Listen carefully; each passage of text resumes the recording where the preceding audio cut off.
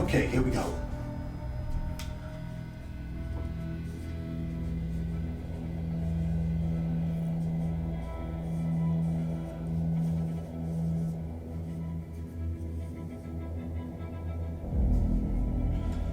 Okay, so right now it's pretty intense, you know. I think part of the basic problem, just trying to fix my volume here. Just give me a second here. Where is that volume control? Oh, okay, there we go. All right, so what we're getting a lot of is that these aren't rookies just by looking at like the various pictures. Let me just see if I can, like this guy right here. Let's just go right here.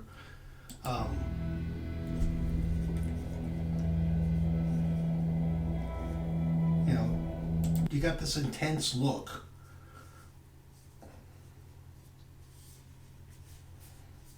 Okay, I did it again. Where the heck did my...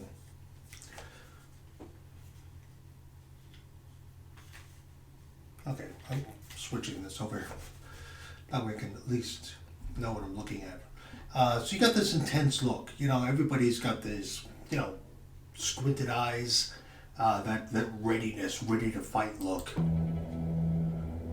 You know.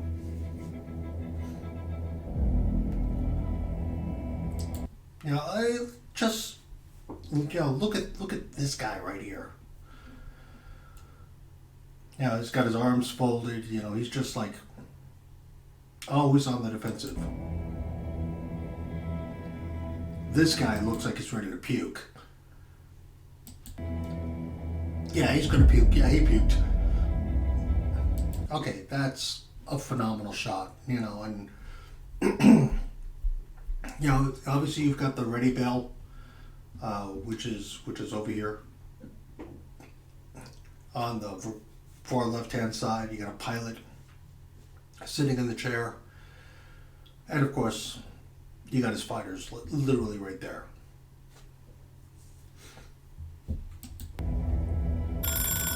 This is it. B-flight. Ring the bell and run like hell towards your fighter.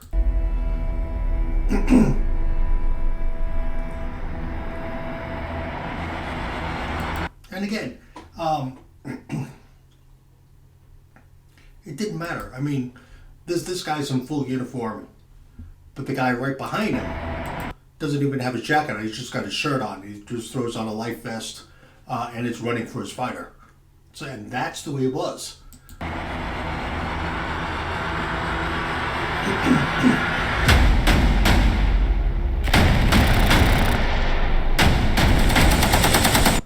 Wow. I'm not sure, but those could be Hinkle 111s, I think. Okay, see that's, just hang on. Okay, right here, literally he's just got a shirt and tie on, you know, and he's out in the fight. You know, there is no flight suit. If you're not wearing your flight suit, whatever you're wearing, that's what you got in the cockpit of your plane in. That's what you flew in. You know, there was no I need time to change. You simply went into battle with what you had on. Battle over Britain. I really want to see this. You know, yeah, coming soon. And unfortunately, if it comes to the United States, that would be so awesome. Hi, and welcome to the Part-Time British Guy's Patreon page. If you'd like to support the channel, it would always be for the greater good. The greater good. You can do so for as little as $1 to up to $3. That's a way of showing your general support. To give you an example, $1 is equal to 1,000 views in YouTube. So it would be helping the greater good. The greater good. Now for $5, you get your name listed in the credits at the end of every video, as long as you support the channel. It helps the greater good. The greater good. Now for $7, you get your name listed in the credits, and you get a shout out from the Part-Time British Guy on his next video.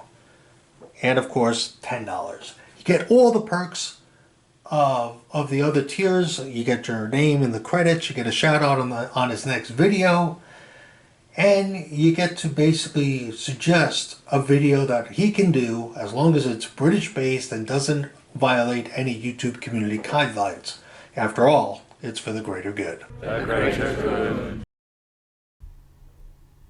The experience is like in the United States, you hear about the Battle of Britain, and then you hear about the V-1 and V-2 rocket attacks. And because the United States sent in troops over to England, you don't think that there are more, like, German planes coming across, but there were. Literally, there were. They were flying sorties from France. Germany sent over sorties from France to try to pound England. It wasn't this. All of a sudden, everything just stopped, and England went back to being England. There were air raids. There were constant air raids. So if you guys like the video, by all means, hit like and hit that subscribe. As you know, I'm I'm a member of Patreon because I can't rely on YouTube. I just honestly can't. This is my third channel. The first channel, I did music videos and I enjoyed it, and I did it just for the enjoyment of it. It was all Star Wars based.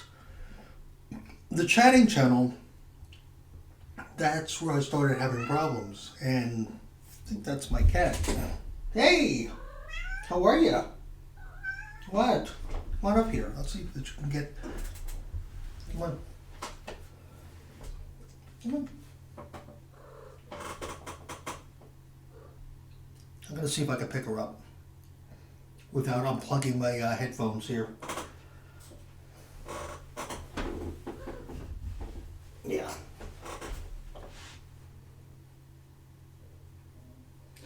There we go. I don't think you could hear that purr, but there's a definite purr going on. Alright, so I'm going to put her down. That way she doesn't feel scared or anything like that. Kind of the thing with cats is they're very independent, and literally you can't hold them and expect them to stay like a dog. Cats are incredibly independent. You got to be able to put them down, and if they want to stay, they'll stay. So, but getting off topic, but in consequences, the main character, Timothy, is kind of like a fish out of water because he joins the RAF, he joins Eagle Squadron right in 1942. And he's out there to prove to his father that he's every bit as capable of doing combat. And lo and behold, what basically happens to him, he gets disowned and disinherited for what he did. That was the general premise of the story, because when first reading about Eagle Squadron and the guys that fought, the Americans that fought for the RAF,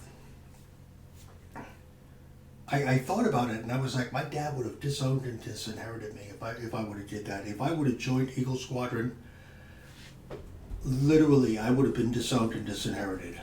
And I just found that so compelling, and it was kind of like a situation of, well, what if? What if we made a character that for all the right reasons goes off to war, but his father disowns and disinherits him. What do you do then? You kind of got this situation whereby you're in another land, you're in another country, and you're all by yourself. You're a man without a country because you had to give up your U.S. citizenship in order to join the RAF, because the British don't take in foreign nationals. Pardon me.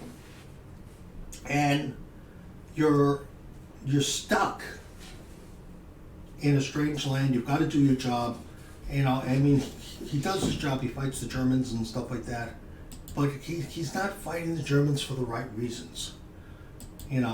That's kind of the situation. He's not fighting the Germans for the right reason. He eventually falls in love. He finds a girl. He falls in love, and he still has this. I don't know if you could hear her, but she was meowing before. he still wants to go back home. He's, I can get married, I can go back home. But it isn't until later on in the book that the woman that he loves actually accepts him and is like, okay, yeah, this is the man I want to marry. So I don't want to give too much away, but literally, like, the base crux of the story is literally about a guy who wants to prove himself to his father. And when he joins the Eagle Squadron, he gets the worst crashing reality check ever, and he finds out that he's been disowned and disinherited. So, Battle Over Britain, definitely want to see it. I hope it comes out in theaters over here in the United States. I would definitely love to see it. If not, it will, I hope, be streaming somewhere or someplace where I can get a DVD copy. So, that's it. That's my rant. I'm Mark Stise. Thanks for watching the video. Bye.